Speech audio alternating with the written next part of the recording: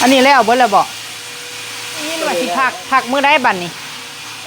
คือได้ยินว่าสิพักเวียกอีกบ่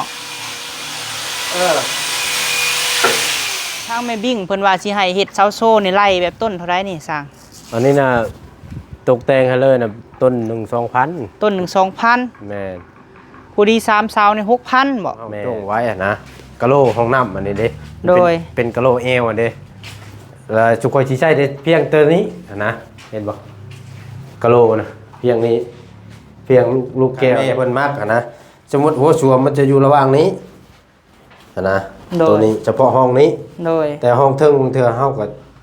มันเฮาก่อมันเฮาตั้งมันสมมุติเฮาย่างเข้ามานี่เนาะแม่นโดยย่างมาจะสมมุติว่าขอโทษนะมันจะอยู่ในนี้ระหว่างนี้หัวสวมนะ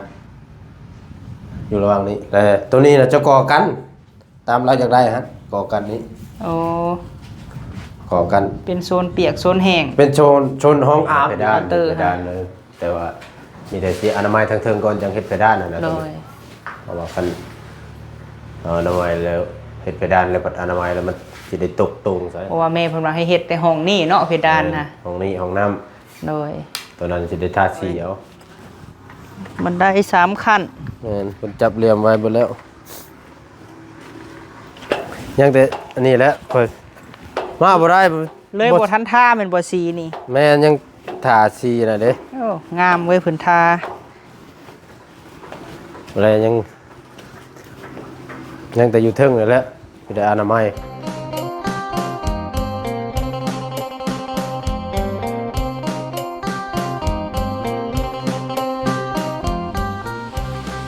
กราบทักทายสบายดีพ่อแม่พี่น้องเบิดสุขุสุขคนเด้อพี่น้องเอ้ยเนาะพบพ่อกับบ่าวพามีอีกแล้วพี่น้องเอ้ยพบพ่อช่วงบรรยากาศฟ้าพี่น้องเอ้ยช่วงบ่ายๆแดดแจ่มเนาะเอาพบพ่อกันมื้อนี้พี่น้องเอ้ยเข้ามาพี่แหละพี่น้องเอ้ยได้ยินว่าสร้างเราเพิ่นมาเฮ็ดเวียกเฮ็ดงานแล้วพี่น้องเอ้ย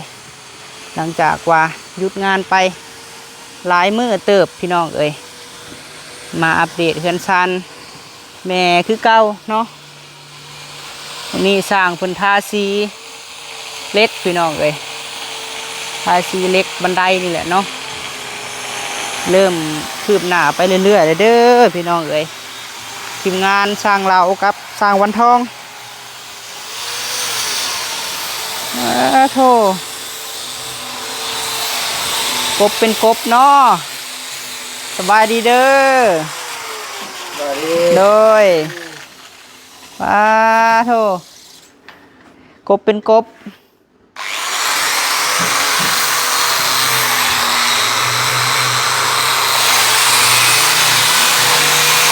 กบบ้านพี่น้องเลย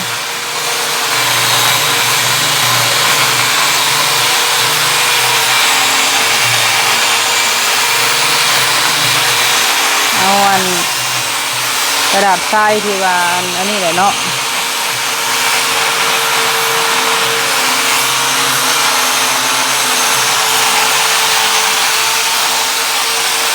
มาช่วงนี้กับเพิ่นเฮ็ดเวียกพี่น้องเลยเสียงกระลุกกระกั่วอยู่บ่ได้ยินหยังเลยมีเพิ่นกระจับเหลี่ยมเสาไว้แล้วพี่น้องเลยทางเฮือนครัว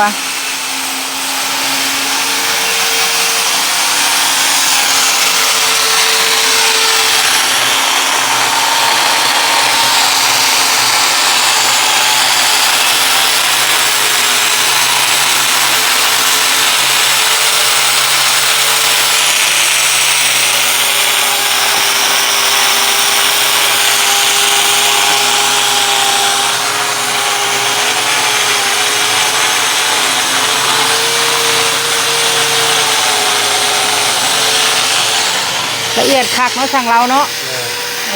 เป็นเอาได้ไข่แล้วบ่ไข่นะเปลี่ยนเลยเสียงเปลี่ยน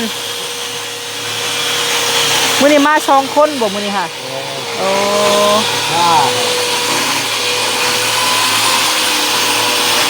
คือรูปคักแท้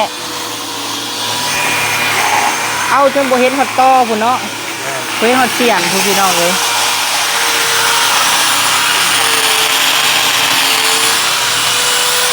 ประตูสีดำ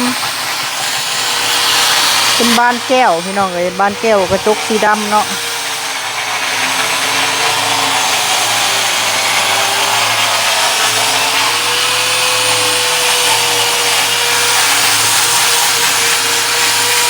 มื้อได้สิเข้าบ้านนี่ให้เรา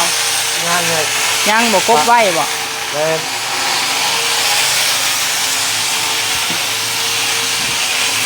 อันนี้แล้วเบิดแล้วบ่ ก็เลยแล้ว โอ้คือได้ยินว่าสิพักมื้อใดบัดนี้ ฮะ คือได้ยินว่าสิพักเวียกอีกบ่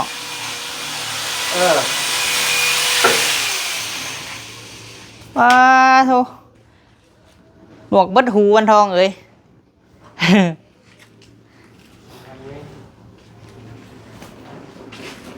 อันนี้ก็สิกบคือกันแม่นบ่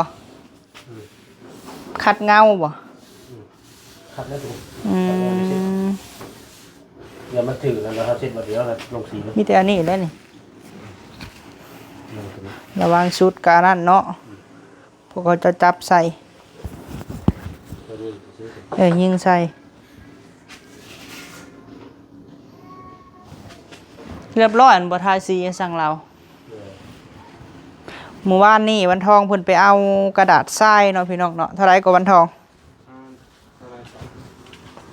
มีบินอยู่บ่ได้สิส่งให้ทางแม่เพิ่นเบิ่งเอาอันนี้คัดก็สบายเนาะเอาอันนี้คัดก็สบายว่ะ มันคอยแต่มือจนโพงบ่ครับบ่มีอันนี้เด้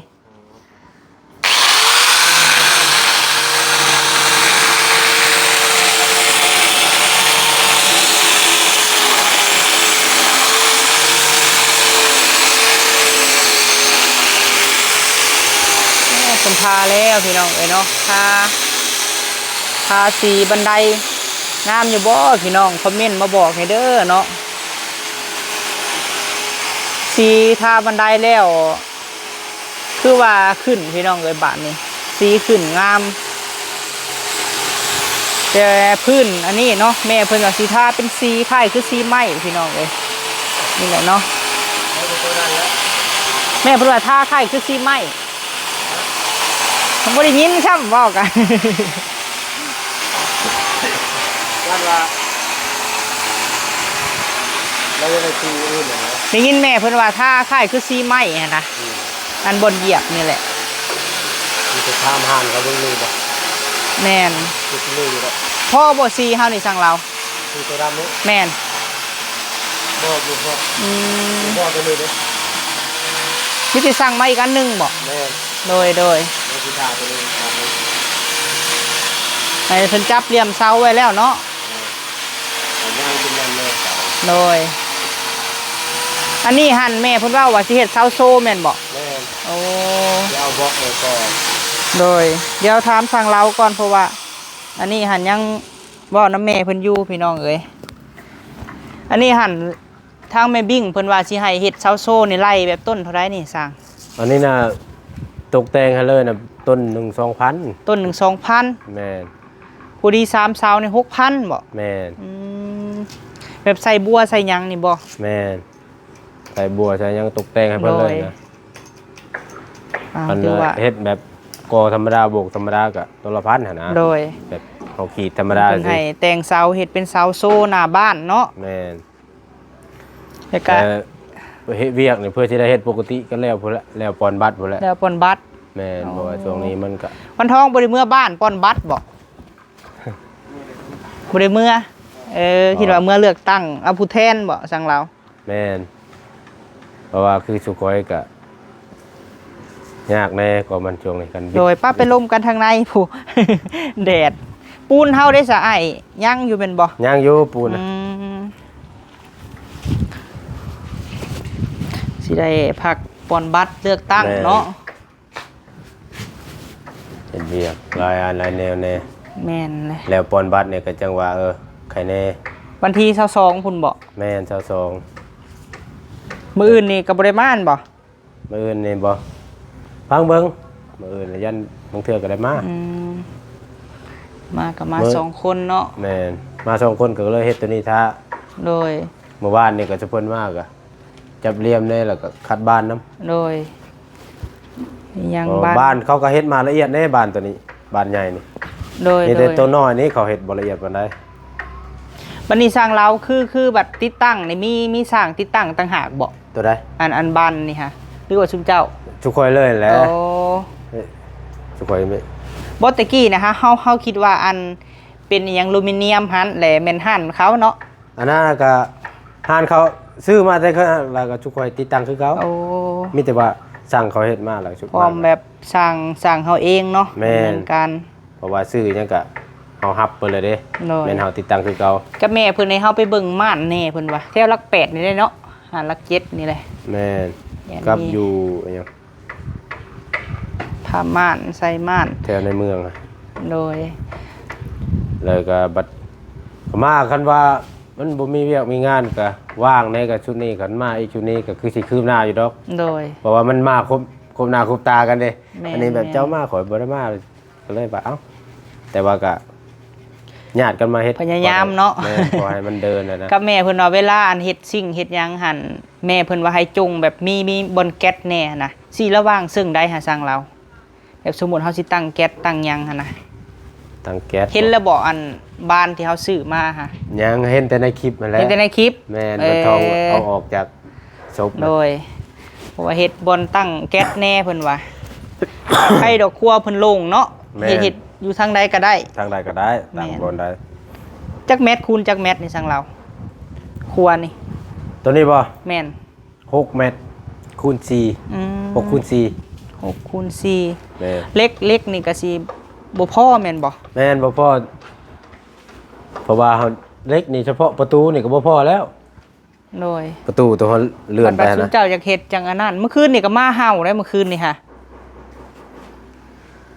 ช่วงดึกๆ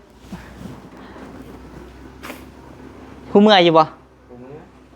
ตอนประมาณ12 เออ เชื่อลงไป12 มาเห่าแหละนั่นแหละเฮาจังบ่อยากสั่งมาหลายปานใดเนาะสั่งเรา แม่น เอามาพอดีพองามเลยกะ อันนี้ก็ ช่วงนี้มันอันนั้นที่มามันถึงจำมันคุกคืน แม่นบ่ แม่นแท้นี่ก็ยังเห่าก็มามันอันนั้นเด้ช่วงมันผสมพันธุ์ ผสมพันธุ์ ผสมพันธุ์เอาพันทองอะมีแต่อันเฮ็ดอันเก่าไปก่อนมื้อนี้แล้วบ่มื้อนี้ค่ะกบไว้นี่ แม่นแล้วอยู่ดอก ม แล้วก็ก็ได้บางเทื่อคันแล้วแต่เว้นก็สิได้ขึ้นคัดอยู่เทึงคัดวงกบเทึงถ้ามันแล้วแต่ตัวนี้เราก็จะได้หยุด คอยเฮ็ดไปเนาะ แม่น ทันอยู่บ่สร้างเดือน4นี่ทันอยู่บ่ เดือน4ท่านอยู่ดอก ทันอยู่เนาะ มันก็ยังบ่ร้ายนะเวียกตัวหนักอะนะมันมีแต่เวียกเล็กๆน้อยๆสิ มีหยังแน่เวียกที่ว่านักๆในเฮือนนี่สั่งเรา ยังแต่โบกกับปูกะโลนี่ อืม ที่เหลือก็เวียกเล็ก ปูกะโล ๆน้อยๆคือเข้าบ้านก็สมมุติ3 มื้ออีกก็แล้วเข้าบ้านน่ะนะ โดย ต้องเข้าบ้านกับกะโลเฮาแล้วยังเวียกหนักยังหนักหน่อยนึง โดย มันงานละเอียดเด้กะโลก็ได้กับตัวนี้นี่ว่าสิใช้แนวนี้ โดยใส่ว่า เพราะว่าช่วงเฮาจ้งไว้อะนะกะโลห้องน้ำอันนี้เด้ โดย เป็นกะโลเอวอันเด้แล้วสุกอยสิใช้ได้เพียงตัวนี้อะนะเห็นบ่กะโลนะเพียงนี้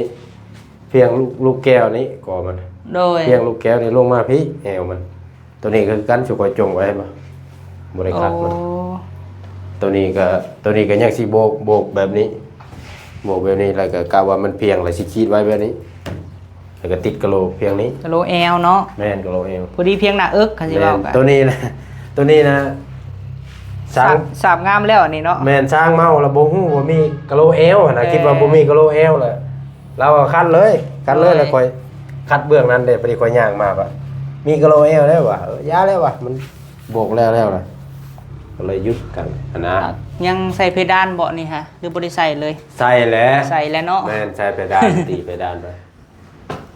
เดี๋ยวตัวนี้นะค่อยสิออกแบบมาแนวนี้ โดยออก คัน แบบ แม่เพิ่นมักอะนะสมมุติหัวสวมมันจะอยู่ระหว่างนี้อะนะ โดย ตัวนี้เฉพาะห้องนี้ โดย แต่ห้องเทิงเทื่อเฮาก็มันเฮา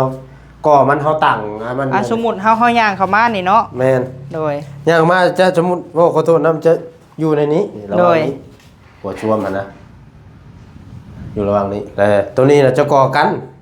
ตามเราอยากได้ฮะก่อกันนี้ โอ้ ก ก่อกัน เป็นโซนเปียกโซนแห้ง เป็นชนห้องอาบอยู่นี้ โดย ก่อกันนี้เราจะเป็นหัวช่วมในนี้เลยเราจะเข่าบนนี้บนเข่าเข้ามาแล้วเป็นอาบเลยอยู่ในนี้นะ แม่น ก็อยากเห็นแบบนั้น บอก ตัว ผัก นี้ บอกผักบัวเนาะ แมน น้ำห้อนน้ำอุ่นก็อยู่หันเพราะว่า แม่น ได้ยินแม่เพิ่นเว้าอยู่ว่าแยกเป็นโซนเปียกโซนแห้งเพิ่นว่า เพราะว่าคันสิเฮ็ดอยู่เทิงนี่ก็ยังสิเบิ่งอยู่เพราะว่าเฮาย้อนหยังทำอิฐนะเฮาบ่ได้ฮู้เลยว่าเราให้เฮ็ดแบบนั้นนะ โดย เฮาละตั้งตัวนี้แล้วเด้ โดย ก็เฮาตั้งตัวนี้แล้วมันอยากเฮ็ดตัวนั้นแล้วมันจะแคบอันนี้เฮ็ดเอาเจาะนึกกันเฮาคัก โดย กันนะ อืม สมมุติหัวช่วมเฮาตัวคืออยู่เทิงเนาะมันอยู่บนนี้หัวช่วมสมมุติ โดย มันอยู่ระหว่างนี้สมมุติเอาอยู่ระหว่างนี้เฮามากันซะอยู่นี่หั่นนะ โดย ห้องตัวนี้ก็แคบๆเนึงสมมุติ แม่นนั่นแหละ นี่เฮากันมานี่ อันนี้หาสิกันนี่เลยเนาะ คืออยู่เทิง เป็นห้องอาบ กันอยู่เทิงน่ะมันต้องได้กันแบบนี้แล้วเด้กัน เอ่อ กันเฮาสิกัน กันทางนี้ก็ได้อยู่สมมุติกันนี้ แต่ว่ามันเป็น โดย มันเป็นห้องท่ายอยู่พุ่นบัดนี้มันได้เจอห้องอาบก่อนมันได้ โดย เจอห้องเปียกก่อนน่ะนะ แม่นนั่นแหละ อันนี้แล้วบนท้ายเลยห้องอาบอยู่พุ่นก็มันเช็ดไว้นะ กันเป็นโซนเปียกโซนแห้ง แต่ว่าก็ยังสิเบิ่งตัวจริงหั่นนะบัดเฮาโบกแล้วตัวอยู่เทิง โดย อันนี้หนา40เป็นบ่กะโลนี่ ก็โลเอวบ่ บ่กะโลพื้น แม่นแต่ว่าเองตามมัก ยิงตามมักเนาะ แม่นจะ40หรือ30 โด ก็ได้ ย ครับอันนี้ เพราะว่านั่นแหละเฮาจังถามเจ้าว่า แต่ว่า คือช่วงนี้หันบ่เผาสั่งก็ได้เนาะช่วงนี้เนาะ ยังแต่ว่าบัดแล้วก็สิให้สร้างเมาเพิ่นแล้วสุขสิไล่ให้มันถึกเท่าใดจะเก็ตนะ โดย จังอันนั้นแต่ว่าเอามาลมกันตัวนี้ก่อนให้เราเบิ่งก่อนนะว่าตัวนี้เพียงนี้ โดย กะโล เพียงหน้าเอิก แม่ เพียงหน้า มีเพียงคึกเลยนะ เพียงขี้แห่เนาะ เออ เพียงตีนอันนี่แหละจักแล่นี่พี่น้องเอ้ย ก็ค่อยกับตัวนี้เพียงบ้า เออแม่นนั่นแหละเนาะ เจ็บคอขึ้นมาไอ โอ้เป็นไข้ โอ้ ทางในนี่ทราบแล้วเนาะทางในเนาะ แม่นยังแต่บ่ทันอนามัยซื่อ โดยมีอันไข่เข้าในเบิดเลยเนาะอันนี้ก็เข้าในอันนี้ก็เข้าใน ตัวนี้น่ะไขมานี้ อันนี้การใช้เป็นอันบ้านไม้เลยแมันบ่ แม่น อ๋อ กันใหม่เลย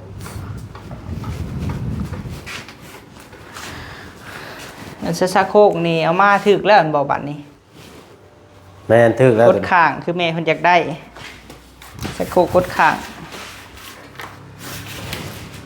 ซะโคก2อันเบิด 7,000 กว่าสั่งเราเอ้ยสั่งอันมามื้อนั้นหาทางอันอิหยัง ตัวนี้ก็เพดาน เคาน์เตอร์ เพดานเลย แต่ว่ามีแต่สิอนามัยทางเทิงก่อนจังเฮ็ดเพดานน่ะนะ โด ตัวนี้ ย เพราะว่าคันเอาอนามัยแล้วเฮ็ดเพดานแล้วปัดอนามัยแล้วมันสิได้ตกตรงซะนะ แม่นนั่นแหละเพราะว่าแม่เพิ่นว่าให้เฮ็ดแต่ห้องนี้เนาะเพดานน่ะ ห้องนี้ห้องน้ำ โดย ตัวนั้นสิได้ทาสีเอา ต้องได้อันล่างก่อนบ่หรือว่าจังได ตัวใด ทางเทิงเฮาต้องได้เสร็จก่อนเนาะเสร็จแล้วยังท่าบ่ แม่นบางเทื่อก็สิได้คัดเอาเลย คัดเนาะ คัดแล้วก็เอาปล่อยปัดเอาปล่อยปัด แม่ แล้ว น เฟแห้งเสร็จเอาคันว่าเฮาล่างล่ะมันถึกอันนั้นได้ยิบช้ำครับ แม่น กบซื่นบ่ได้อีกอยู่ถึง ยังแต่ส่วนทางเทิงบัดนี้เนาะ บัดนี้สมมุติคือแป้นเนี่ยเฮาล่างมาพวกเวียดนามมันไหลมาแล้วบัดมันแห้งมาแล้วมันเด็ดมันลายเลย โดยปะพาขึ้นไปเบิ่งทางเทิงในอยสั่งเรา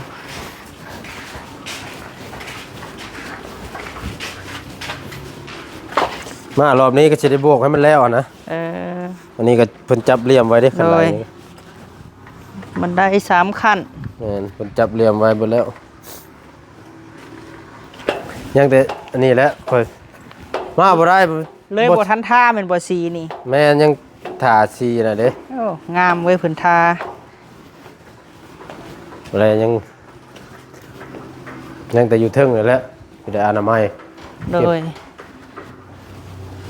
ว่าสิคันมันแล้วแต่เว้นก็สิได้มาคัดตัวนี้คัดวงกบนี้ โอ้โดยป้าเข้ามาในนี่เย็นจ่วยๆเนาะ แม่นสิได้มาคัดวงกบตัวนี้ทานนะ แต่ว่าพยายามบ่อิงแห้งบ่ อิงก็ได้อยู่แต่ว่ามือเปื้อนไปบายดำเลย ดำแล้วเนาะ อันนั้นแหละมันเลี่ยงตัวนั้นแหละ แบบขาวแบบใสสะอาดแห้งพี่น้องเอ้ย แต่ก่อนเช็ดเพดานก็จะได้อนามัยตัวนี้ก่อน คัดเนาะ อืม คัดแล้วก็เฮ็ดเพดาน เธอก็ แม่เพิ่นว่าใส่แอร์ได้บ่สั่งเรา ตัวนี้นะ แม่น ได้ ได้บ่ ได้ พอเว้ากันอยู่กับแม่ว่า อันลูกเอ้ยว่าสิใส่แอร์ได้อยู่บ่เพิ่นว่า ได้ ได้เนาะคันเฮามีเพดานหั่นนะ แต่ถ้ามีเพดานมันจะออกไปใช้นี่ น้อยกับแถวนอกนี่เพิ่นสิใส่พัดลมเพิ่นว่าฮะได้อยู่ดอกเนาะ ได้ ใส่พัดลมเอา อยู่นอกนี่คันเฮาปูพายางก็ใช้เองก็ได้คือกัน โดย แบบเฮาปูพายางนี่ กับอันนี้ ตัว ทั้ง นี้ก็ นี้เนาะ เอาแพรบางเทื่อก็จุ่มน้ำปั่น เสร็จให้มัน แล้วก็ มัน เสร็จ ปาดเนาะ จังได้ทาสีสิได้ทาสีแล้วจน สีไหม้เนาะสีสเล็กบ่สั่งเรา แม่นแบบเอาเครื่อง สีไหม้ เอาสิ เพราะแม่เพิ่นมักแบบไหม้นะพี่น้อง กับ เอ้ย ห้องน้ำตัวนี้เพราะว่าคันเฮากันก็ย้ายได้อยู่แต่ว่ามันสิแคบอะนะ โดย เรื่องกันนะมันจะสิได้กันแต่ค่านี้สมมุติหั่นนะ เอา กัน พอดีหันใจฝืดบ่ นะมันก็เป็นช่องแคบมาเลย โดย คันเฮาสิกั้นแนวนี้กั้นแบบนี้ผัด อ่ะลองออกแบบบ่ลุงเทื่อแม่เพิ่นเบิ่งนี่ กั้นน่ะมันคันว่าเฮากั้นเฮาคืออยู่ลุมผัด สักโครกพอไปพุ่นแล้วเนาะ มันเป็นอยู่พี่ได้บัดนี้มันได้ผ่านตัวนี้ เอ ก่อน อ นะบางเทื่อสิได้ปล่อยโล่งแล้วตอนนี้ โดยแม่นหั่นแหละเนาะ แต่ก็สิเฮ็ดให้แบบบ่ให้น้ำอังอะนะ โดย ให้มันไหลพุทธน้ำแบบ แล้วก็มีห้องนี่เนาะที่เพดานหั่นเนาะ แม่น เพดานห้องเทิงนี่ข้างนอกอะแม่เพิ่นบ่ได้ อันนี้ก็ ใส่ ยังสิเฮ็ดอันนะวงกบทางนั้นก็เลยเกาะป้าก่อนนะเพราะว่ามันมียังมีหาดเนาะเบื้องนั้นเด้ โดย แล้วสิก่อติดเลยเบื้องนี้ แบบโล่งๆเนาะแม่เพิ่นมักแบบใส่แก้วลายมันจะสว่างอะเนาะ นะ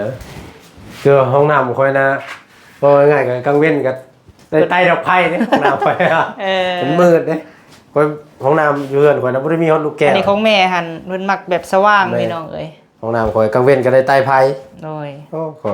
ท่อหั่นถึกใจอยู่มันบ่สั่งมาหั่นใหญ่ แม่น บ่ ง่ายครับ โดย เพราะว่าเอาอาศัยว่าโมนี่มันโยนลงแต่ปีหดพุ่นเด้ โดย เอาเพื่อความแน่นนานมันอาศัยหลายปียาวนาน แม่ น่ะ น นะ อยู่เพราะว่าแม่เพิ่นว่าอยู่เฮือนปักเซ่ยังเพิ่นว่ามันน้อย ลงยากเพิ่นว่าสิเลย โอ้อันนี้นะขนาดห้องระบายสื่อผูก ปักใจเนาะ อันนี้หันตัวห้องอาบน้ำฮะแม่นบ่ แม่นตัวห้องระบาย โอ้ นะตัวอาบฮะ โดย ตัวนี้ โดย ตัวช่วมตัวนี้ทอร้อยนี่ทอเป็น10 โหดเนาะ แม่น ปักใจพี่ กัน น้อง ห้อง เอ้ย น้ำคอยแล้วมีแต่ ซ้ำนี่เล่นบ่ ทอบ่ห้องน้ำคอยแล้วมีแต่ทอระบายนี่มีแต่เท่าไหร่ทอ25 ตัวสว่า อันนี้80 แม่นแหละ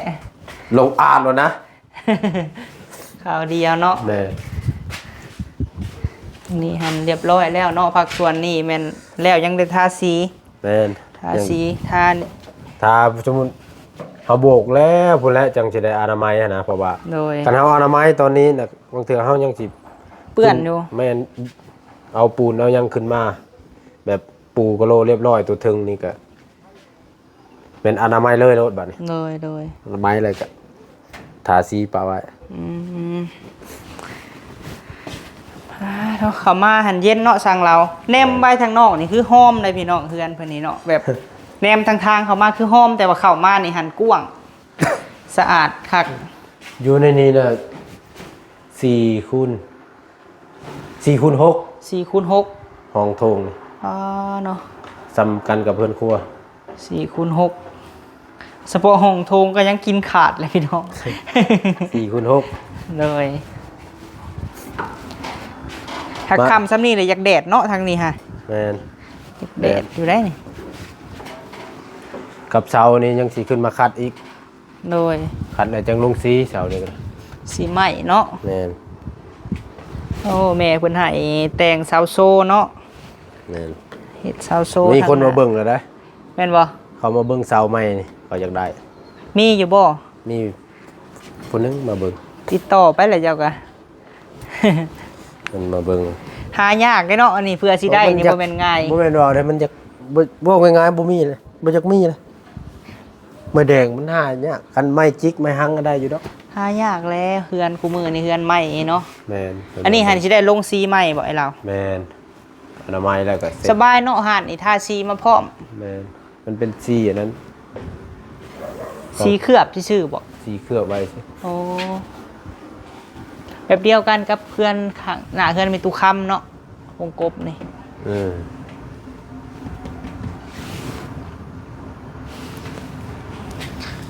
ใกล้แล้วพี่น้องเอ้ยใกล้สีสำเร็จเลย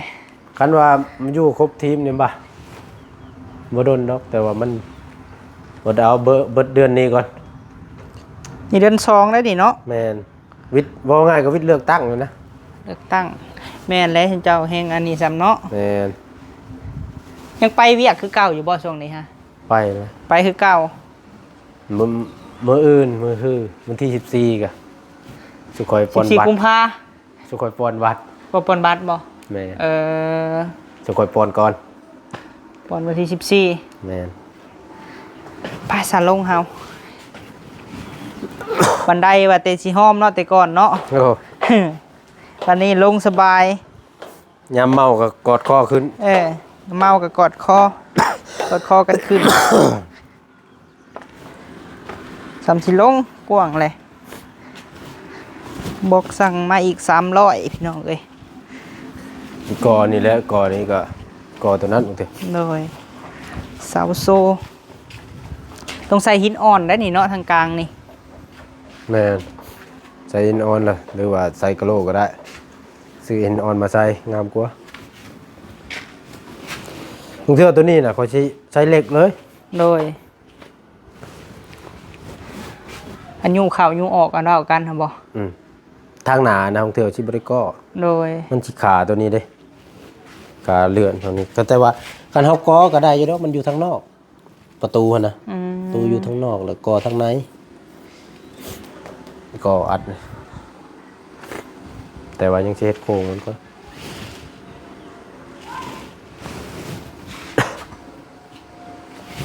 เฮ็ดเวียกซะอ้ายเอ้ยโดยข้อไม้นี่เด้อนี่หาสีสบุนเพิ่นเอามาเช้านี่บ่ แม่น